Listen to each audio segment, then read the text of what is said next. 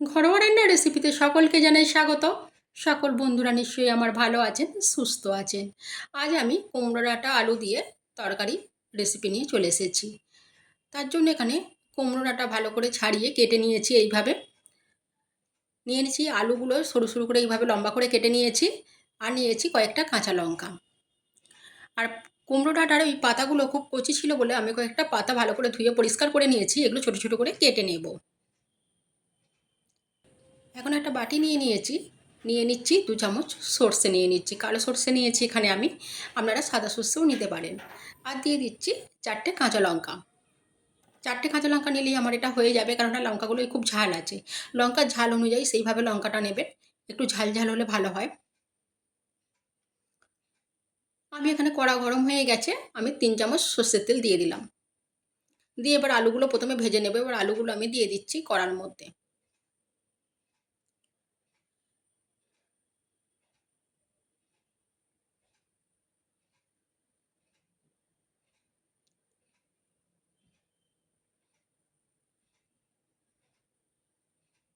আলুগুলো বেশ লাল লাল করে ভেজে নেব।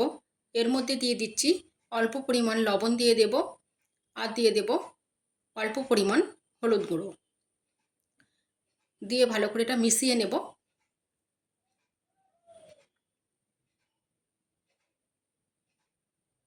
বেশ লাল লাল করে ভেজে নেব। আমি মিডিয়াম ফ্লেমে দিয়ে এটা ভেজে নিয়েছি। লো ফ্লেমে দিলে অনেকটা সেদ্ধ হয়ে যাবে। আমি এটা তুলে রাখবো না, এর সঙ্গেই ডাঁটা দেবো। ওই জন্য আমি মিডিয়াম ফ্লেমে দিয়ে লাল লাল করে তাড়াতাড়ি ভেজে নিয়েছি। আর এখানে দিয়ে দিলাম এই তেলের মধ্যেই একটা শুকনো লঙ্কা আর গোটা জিরে 1/2 চামচ ফোড়ন দিয়ে দিলাম। আলুটা বেশ লাল লাল করে ভাজা হয়ে গেছে। এখন আমি এবার ডাঁটাগুলো দিয়ে দিচ্ছি। ডাঁটাগুলোর গায়ে যে আঁশটা থাকে খুব ভালো করে ছাড়িয়ে নিতে হবে।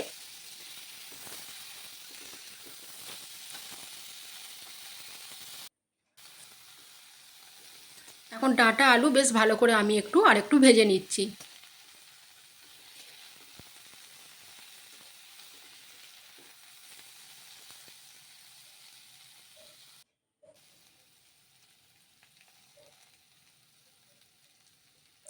আমি যে অল্প পরিমাণ শাকের পাতা নিয়েছিলাম সেটা আমি এখন এর মধ্যে দিয়ে দিচ্ছি। আপনারা পাতা নাও দিতে পারেন, কোনো অসুবিধে নেই। আমার মানে পাতাগুলো খুব কচি ছিল বলে না ফেলে আমি এটার ডাঁটার মধ্যে দিয়ে দিয়েছি। যদি এটা মানে ডাঁটাগুলোও কচি ছিল, আর যদি এটা পাকা ডাঁটা দিয়ে করেন, যে ডাঁটাগুলো যখন শক্ত হয়ে যায় সেটা দিয়ে করলেও এই আলুর তরকারিটা খুবই ভালো হয়। তো তখন প্রেসারে একটা সিটি মেরে নেবেন ডাঁটাগুলো। আর এখন ডাঁটাগুলো খুব কচি বলে আমি আর প্রেসারে সিটি মারিনি, একসঙ্গেই হয়ে যাবে, ভালো সেদ্ধ হয়ে যাবে। দিয়ে দিলাম পরিমাণ মতো লবণ দিয়ে দিলাম। আলুতে অল্প পরিমাণ লবণ দিয়েছিলাম। আর সর্ষে বাটার সময় সর্ষের মধ্যে আমি অল্প পরিমাণ লবণ দিয়েছি, তাই সেই অনুযায়ী লবণটা দিয়ে দিলাম। আর দিয়ে দিলাম হলুদ গুঁড়ো, 1/2 চামচ হলুদ গুঁড়ো দিয়েছি। দিয়ে খুব ভালো করে এটা মিশিয়ে নিচ্ছি।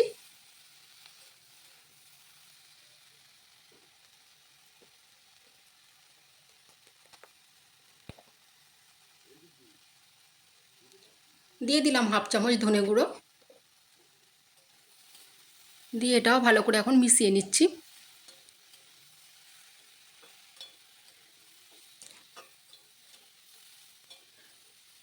পাতাগুলো খুব কচি, বুঝতেই পারছেন, একদম অল্প পরিমাণ হয়ে গেছে, ভালো করে কষানো হয়ে গেছে। আমি এখন জল দিয়ে দিচ্ছি।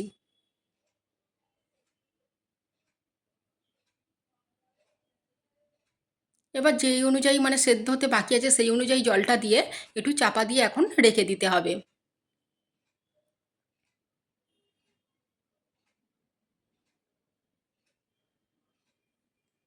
আমি এবার চাপা দিয়ে দিচ্ছি ভালো করে সেদ্ধ হওয়ার জন্য। আমি 7-8 মিনিটের মতো লো ফ্লেমে রেখে চাপা দিয়ে রেখেছিলাম। এখন বেশ ভালো করে সেদ্ধ হয়ে গেছে। ডাঁটা আলু খুবই ভালো করে সেদ্ধ হয়ে গেছে, বুঝতে পারছেন।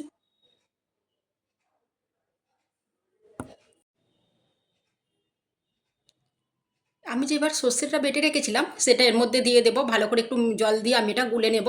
নিয়ে এর মধ্যে ডাঁটা আলুর মধ্যে আমি এটা দিয়ে দেবো। ডাঁটা আলু দুটোই সেদ্ধ হয়ে গেছে, তাই এবার দিয়ে দেবো। দিয়ে আর একটু ফুটিয়ে নেব।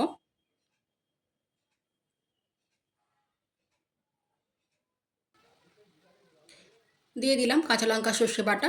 দিয়ে এটাও ভালো করে এখন মিশিয়ে নেব, একটু ফুটিয়ে নেব। আমি বাটিটা ধুয়ে আর একটু জল দিয়ে দেব। আমি এখানে গুঁড়ো লঙ্কা বা কাশ্মীরি লঙ্কা গুঁড়ো একটুও ব্যবহার করিনি, শুধু কাঁচা লঙ্কাই ব্যবহার করেছি।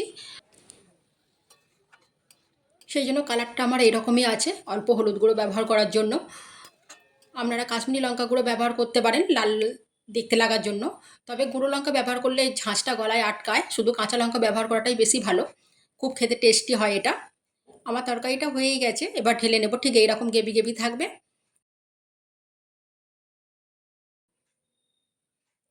এবার আমি একটা প্লেটের মধ্যে তুলে নেব। গ্যাসটা অফ করে দিচ্ছি।